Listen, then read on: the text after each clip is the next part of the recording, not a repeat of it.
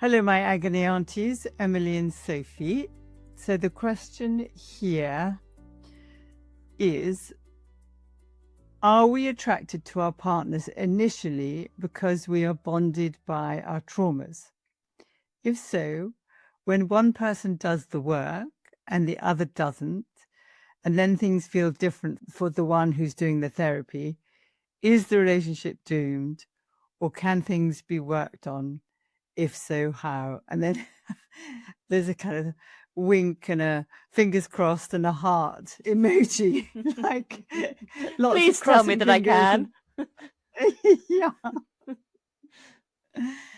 So I have some thoughts. Tell me yours. You've put this in a way that it's a sort of general question, but I'm going to assume that it's your question about yourself or somebody you are close to. I think that we are attracted to our partners for all sorts of reasons. Is it Terry Real who says we all marry our unfinished business? Finished business. It's Terry Real. And a trauma bond can be one of those unfinished businesses. I think it is really challenging when one person moves on and shifts perspective and maybe isn't tied to the same defense mechanisms or the same relational patterns or whatever it is that they were before, and the other person isn't in that same place. I don't think it's 100% doomed, though. I'm an optimist. I wouldn't say that. I think it's about the other person not necessarily doing therapy or having the same journey that you or whoever you're talking about has, but over time, and it might take time, the other person just being open to change, being open to having conversations, being curious. Because regardless of what the issue is, I think if one person stays stuck and indefinitely as how they are when you first got together, it's very difficult to have a healthy relationship because life has changed, people change. And in any relationship, if one of you doesn't change at all or is very rigid or stuck to a way of being, I think that it is difficult for the relationship to stay healthy. I completely agree. The other thing is that with the question, is the relationship doomed? Takes me to your trauma, if it's you that you're talking about, because so as much as you may be the one who's doing the work on your trauma, a trauma response is a catastrophe. So that is probably the script that you're still in. And I would advise you start talking to your partner about what he's up for or she's up for, and have they noticed what's changed, what is good or bad about it. So begin to just be curious about what's going on between you. Where are we? What's happening? Yeah, and I think as in any intimate relationship and friendship, I suppose, as well, I guess it's trying to really understand what's the cost of staying and what's the cost of leaving for yourself. We obviously don't know the specifics of what you or someone is working on and what they are not working on, and what kind of limit is that placing on the kind of life you are able to have as a result. If there are certain types of experiencing or levels of intimacy or aliveness that may be limited by how limited your partner is willing to be in their openness to change, then really only you can know whether that's something that you can accept or whether that actually is not something that's really acceptable for you in the long term. And that's not a decision you make overnight. That's not like you sit down and you just do a pro and con list and then you know.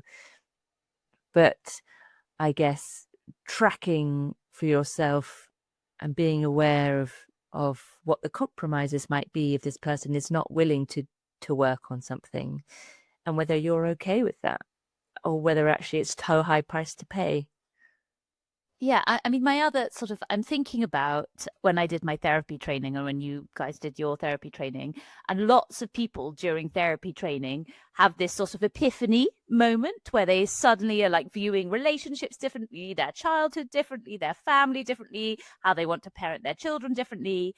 And they sort of become slightly like an evangelist.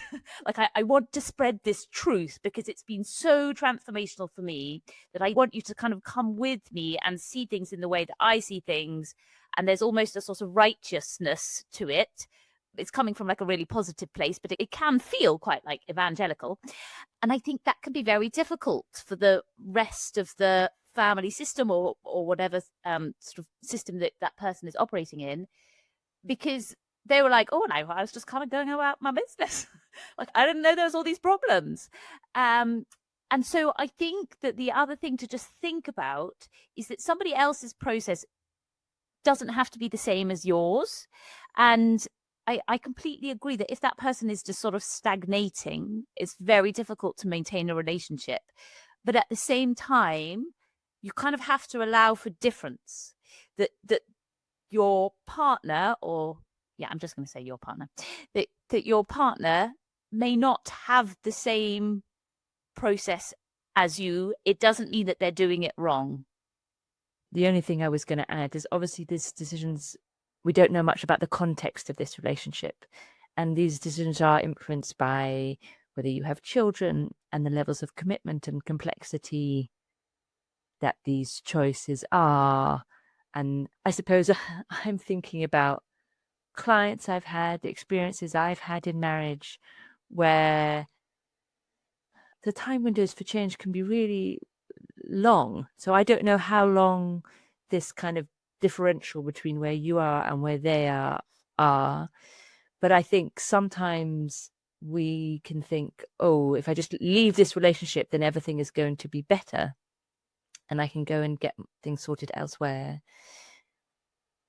But actually, often the answer is much more complicated than that, particularly if there are children, because actually you're going to be in relationship with this other person for the rest of your life, even if they're no longer your romantic partner. And so you don't get to check out of the relationship fully. You just have a different relationship with them. And so I guess with these things, it depends also a bit about your own tendencies. Are you someone that when things get hard, they want to escape and escape quickly? Or are you someone who tends to not be very good at letting go when actually it might be wiser to let go now? So there's also a context to understanding your own relational history, and also what's a reasonable time window to adjust it within a relationship. It's usually longer than we want it to be. That's lovely, both of you. Thank you. And thank you for your question. I'm really glad you've asked it, and I hope we've given you things to think about and ways of thinking that are useful for you. And so thank you very much for asking, and take care.